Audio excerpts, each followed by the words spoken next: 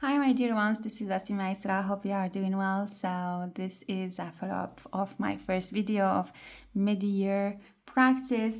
I shared about my recent trips and the decks that I have been using, but I need to mention as well that I have other decks that I use I didn't show, which are for readings like the romantic tarot, like the rain shadow tarot, and so on. There are some decks that I also use for energy healing, such as the Oracology, Nest of Light, and many others. My goal for this year has been a lot to do my daily draws and always my client work, but at the same time, I needed to prepare or set, let's say, the space to have the reading. Most of the time we forget that what is really important is the before the reading, the process we go through to ask the questions, to make ourselves ready to hear the answers. Tarot reading is not just about drawing the cards, it's really about getting ready and having the clarity to listen. So that's what I have been working on a lot this year, purifying space. I was to remember about those who do vision quests. You know, when we go somewhere for many days to stay in silence and sometimes fasting so that we can clear the senses to hear the answer. This is the same for tarot decks, even if we don't spend days to do a reading. Sometimes we have just 5 minutes or 10 minutes, sometimes more, sometimes less. But in this case, if we don't have time to sit and listen, maybe better not to do the reading at that time. So this gets into the intention I have for this year. It's a hermit year for us, and the intention for me is to recover the sacredness, and taking time and creating space to know where we are and where to go is part of it. So you see, it's not really always about tarot. It's what is around it. It's about us. So now I want to share with you some of the decks that I'm thinking about letting go and the why of it. So the Muse Tarot, it's a tarot deck that I really love because it has the flowers and the roses in it. And come on, who doesn't love roses? I mean, I really, I don't know why this card is this way. Okay, it's the extra card. So this deck is something. I did a long kind of video about how I reconnected to this deck and the other one, because when I ordered them on Kickstarter, I think I didn't receive them yet while they were already published on Amazon for very fair price. So I was like, why is it that way? Why did I wait that long for it?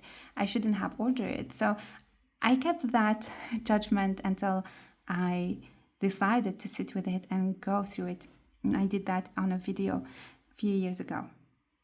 So the reason why I'm letting this deck go, even if I really love it, is because I have the mass market edition, and while I really love it, I don't tend to use it a lot, so I don't know why I would keep this version. It's a very lovely version, and I don't feel that at the moment I will need it. I have the mass market one, and I might just use it sometimes when when the call is there. But it's not a deck that I would say it's a horse reader for me, or that I would get out for all my major readings for now. This might change in the future, but who knows. So this is the Muse Tarot. The other one that I am thinking of letting go is the Rosetta Tarot. So this one I have been showing it some time ago, and I love the art style. It's one of my favorites. It's really, I really enjoy it. But at the same time, it's not a deck that I go to. I love the art style is amazing. The colors speak to me really. But at the same time, I'm not into this kind of movement, I would say. I feel like I'm going away from it. You know, the importance of the lineages that we follow, I feel, is kind of important in our spiritual path. And for example, I love the Bees Tarot. I love the Oracima one. I love the Vision Quest, the one I showed you earlier. You know, these speak to me. This one, the Kabbalah, the alchemy as it is taught and shown here, doesn't really speak to me. While I see the ancient Egypt influence, of course, you know, the astrology, I don't follow these principles on tarot. So I'm like, I don't know. It just feels like maybe I love the art style. It's really lovely. Like, look at all of these animal symbols, really lovely. But this one doesn't speak to me at all. Like, it's not an inspiring picture for me. This one might be. So yeah, it doesn't feel organic for myself to read with it, and that's why I'm thinking about maybe it is time to let it go. Another deck, one of my favorites, is the Source Energy Art. But yeah, I love this deck. I really love it, but I've not been using it for some time, and I feel like maybe someone would love to have it instead. Oops. It's one of the best readers. I really love reading with it because it's just, it feels like a story or stories at the same time. It has a lot of action, even if there is no action in the cards. I love this card. It's just a so rich deck. The art style is unique. The size of the cards is just too big sometimes for readings, but for those who, I mean, for this one I wouldn't mind smaller cards because we see clearly the illustrations. I love it. It's just a unique deck. But yeah, we will see if it calls me back. I put it on sale for now, but we will see how that goes. Yeah, very, very lovely. It's unique. It's a unique deck. You won't find something similar to it, and I wonder if I shouldn't keep it actually. Yeah.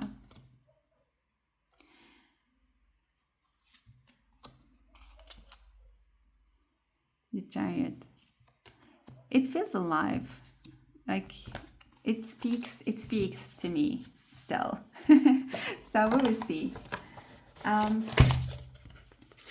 Let's continue. Another deck that I'm still thinking about rehoming. I don't think I'll get out the cards, but I think you know the Majestic Earth is one of my favorites as well, but same. I'm not using it much. Maybe it can change. Who knows? Another one that I'm considering letting go is the Golden Tarot.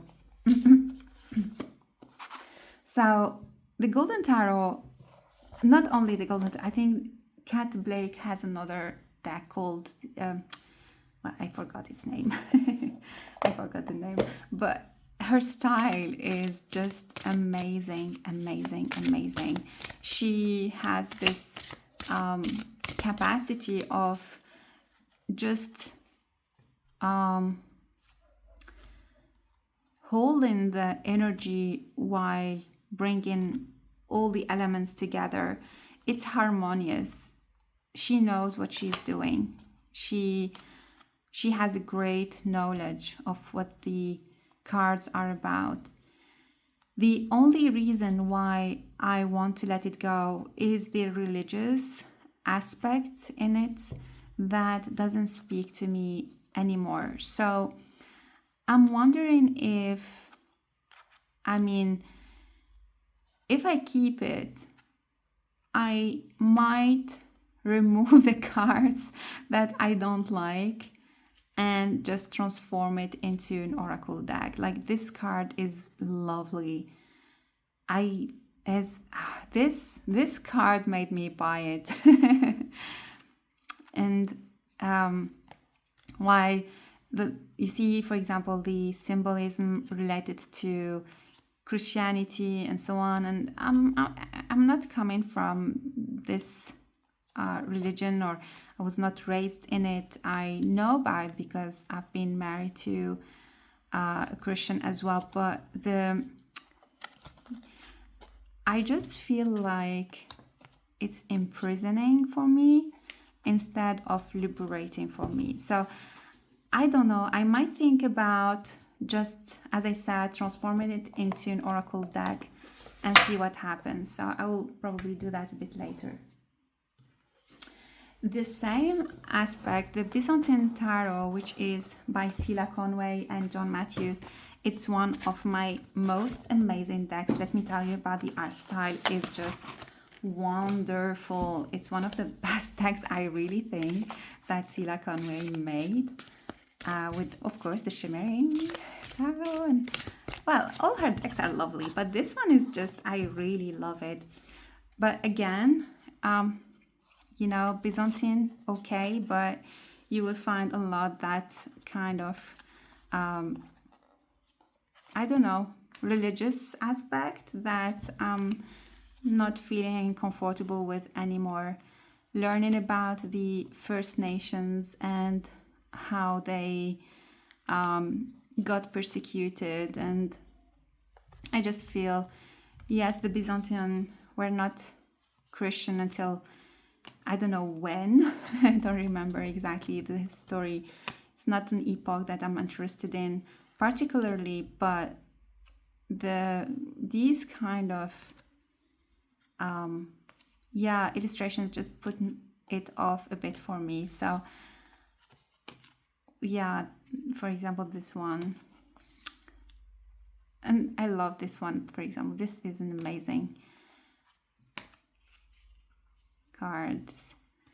Some are just like, and the colors and the quantity of work she has been doing to create this deck is just gigantic.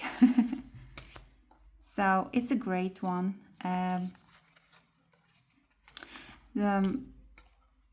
Yeah, I was even one day thinking about getting a second copy, and one of the ladies suggested to buy it for me, but she never came back. So yeah, I don't know, I think it's maybe time for it to leave. Another deck that I really love, the Everyday Enchantment Tarot by Poppy Palin. Yes, it's a deck that I very much love, and the author died a few years ago. I have great respect for her work, and she's I've been following her on YouTube before she decides to leave. The thing is that, and I still feel it vibrating, this deck, I feel it. I just feel it.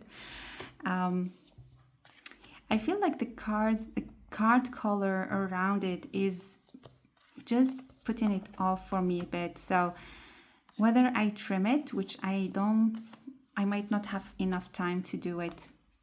Maybe in the future if it doesn't go. But the cards, the art style is really unique. It's a really great deck. It's a modern one, and it's the format of the colors that it mixes it for me, especially if I am very sensitive to colors and the harmony of colors. It just like it mixes me a bit. I love this card, one of my favorite ever cards of the world. So yeah, maybe modifying it if I keep it. Who knows? Who knows? All right, I have much more decks to show you, but I think that's it for today. Maybe I will bring more decks next time, like the Sephiroth tarot that I also am thinking about letting go. Okay, maybe I finish with this one. Let's do it. So yeah, I have many other decks that I'm thinking about letting go, because we need to make space for new cards to come, right? And even if our passion sometimes is infinite, well, the space in my office is limited. And this deck is really, really lovely. I mean, when I backed it on Kickstarter, it was because of the art style. I don't know, I find it unique in the way it is. The only thing about it is the cards stick together, and I find it, look, it's really difficult to mix and to play with. The Hebrew as well is not something, I work more with the Arabic letters, as you know, and the pip cards doesn't work for me as well. So should I transform it into an oracle deck?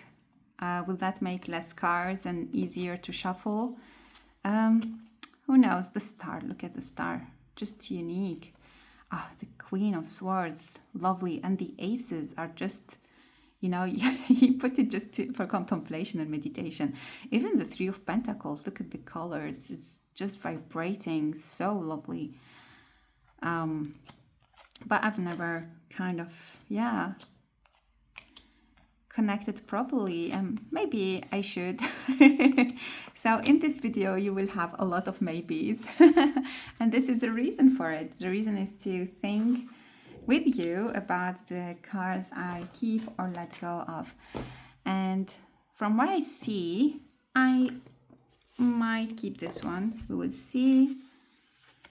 Might transform this one. And the Byzantine we will see as well, and I will use this one. So these three, let's give them a try.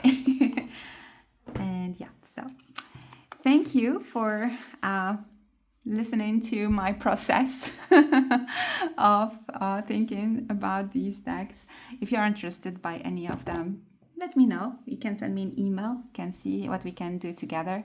Remember as well that if you want to dive deeper with your cards, I have published some books about tarot practice, 365 days challenge with oracle and tarot decks that are available on Amazon. I can leave you the link below. And Steph as well, my friend, has published 2 books. I wonder if, I think one of them is already in English, questions to ask for your tarot cards to, I don't know, have a different point of view, explore in depth, or when you don't have time. So check that out, and I will see you next time. Bye bye.